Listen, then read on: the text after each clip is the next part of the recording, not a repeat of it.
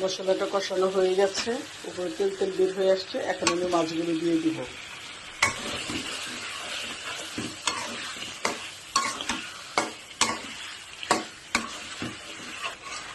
মাছ কষানো হয়ে গেছে, এখন আমি মাছটা উঠিয়ে নিব। এক এক করে সবগুলো মাছ আমি উঠাবো।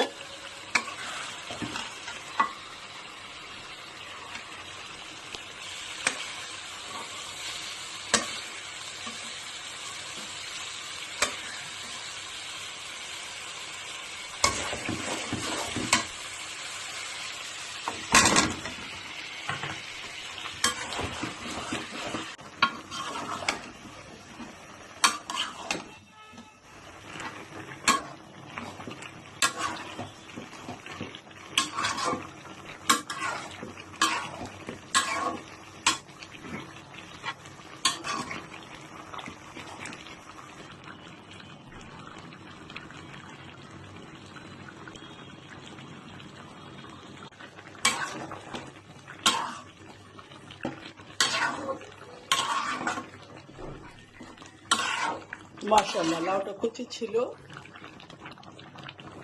পানি উঠে ভরে গেছে। এটাতে আর পানি দিতে হবে না। অনেক সময় দেখা যায় কি আমরা লাউ কিনে নিয়ে এসে লাউ একটু মোদ বাতি হয়ে যায়।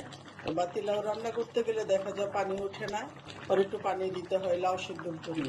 এটা মাশাআল্লাহ কচি, যেমন লাউটা যেমন কচি ছিল, দেখতে যেমন সুন্দর ছিল তেমন কচিও হয়েছে। আর মাশাআল্লাহ পানি বেরছে, এই পানিতে আমার আজকে লাউ রান্না হয়ে যাবে।